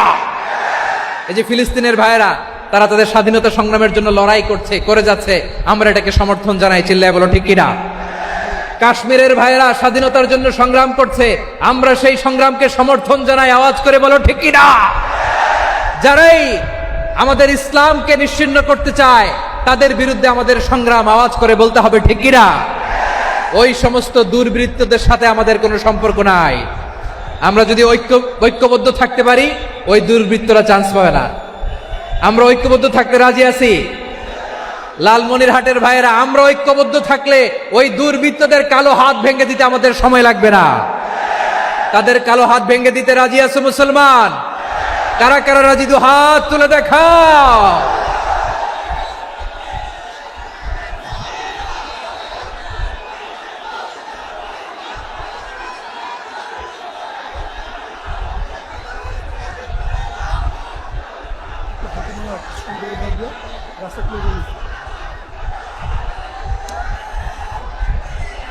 আমার প্রাণ প্রিয় লালমনিরহাটের ভাইয়েরা, শত্রু কাফের আর অশত্রু কাফেরের মধ্যে পার্থক্য আছে না নাই? আবু তালেবও মুশরিক, আবু জাহেলও মুশরিক, কিন্তু দুই মুশরিকে পার্থক্য আছে না নাই? আবু তালেব নবীর চাচা, মুশরিক, মারা গিয়েছে মুশরিক অবস্থায়, কিন্তু আজীবন আমার নবীকে আগলে রেখেছে, আমার নবীকে সাপোর্ট করেছে, ভালোবেসেছে। আবু জাহেলও মুশরিক, মারা গিয়েছেও মুশরিক হিসেবে, আজীবন আমার নবীর বিরুদ্ধাচারণ করেছে। আবু জাহেলের শক্তি, সামর্থ্য, স্ট্র্যাটেজি, প্ল্যান সব আমার নবীর বিরুদ্ধে ছিল। আবু জাহেলের কারণে একটা দিন শান্তিতে আমার নবী মক্কায় ঘুমাতে পারে নাই, চিল্লায় বলেন ঠিক কিনা। এজন্য রব্বুল আলামিন বলেন, লা ইয়ানহাকুমুল্লাহু আনিল্লাযীনা লাম ইউকাতিলুকুম ফিদ-দীনি ওয়া লাম ইখরিজুকুম মিন দিয়ারিকুম আন তাবাররুহুম ওয়া তুকসিতু ইলাইহিম ইন্নাল্লাহা ইউহিব্বুল মুকসিতিন।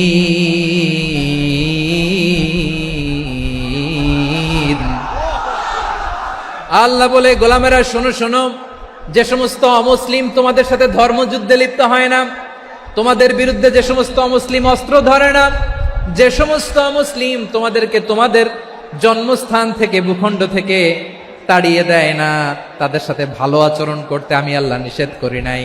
তাদের সাথে সদাচরণে কোনো নিষেধাজ্ঞা নাই, বরং তাদের সাথে সদাচরণ করো, এটাই আমি আল্লাহ চাই। তাহলে আমার যে অমুসলিমরা আমাদের সাথে শত্রুতা করে না, তুচ্ছতাচ্ছিল্য করে না, আমাদের ভূমি থেকে আমাদেরকে উচ্ছেদ করতে চায় না, আমাদের বিরুদ্ধে অস্ত্র ধরে না, ওই অমুসলিম ভাইদের সাথে আমাদের কোনো দ্বন্দ্ব আছে? কোনো বিরোধ আছে? বরং আছে ভালোবাসা। বরং আছে কি? এই ভালোবাসা দিয়েই আমরা বিশ্ব জয় করব। রাজি আছে মুসলমান? আমাদের পুঁজি ভালোবাসা। আমাদের পুঁজি কি? এবার আওয়াজ করে বলেন, আমার এই পুরো আলোচনা থেকে the religious coexistence, peaceful coexistence, শান্তিপূর্ণ সহাবস্থান, কমিউনাল হারমোনি, এই সাম্প্রদায়িক সম্প্রীতি, এই আলোচনা থেকে কি বুঝলেন? ইসলাম কি ন্যারো মাইন্ডেড না ব্রড মাইন্ডেড? এই ব্রড মাইন্ডেড হৃদয় নিয়ে ভালোবাসা দিয়ে আমরা বিশ্ব জয় করতে চাই। রাজি আছেন? আল্লাহ কবুল করুক, আমরা সবাই পড়ি আমিন। লালমনিরহাটের জেলা স্টেডিয়ামে আমার প্রিয় মায়েরা বোনেরা, আপনাদের জন্য একটা হাদিস বলে শেষ করব। বিশ্বনবী বলেন, আমার মায়েরা খেয়াল করে শুনুন, বিশ্বনবী আপনাদের উদ্দেশ্য করে বলেন, আল মারআতু ইযা সাল্লাত খামসাহা ওয়া সামাত শাহরাহা হাফিজাত ফুরুজাহা আতাআত বা'লাহা ফালতাদখুল মিন আইয়ি আবওয়াবিল জান্নাতি শাআত।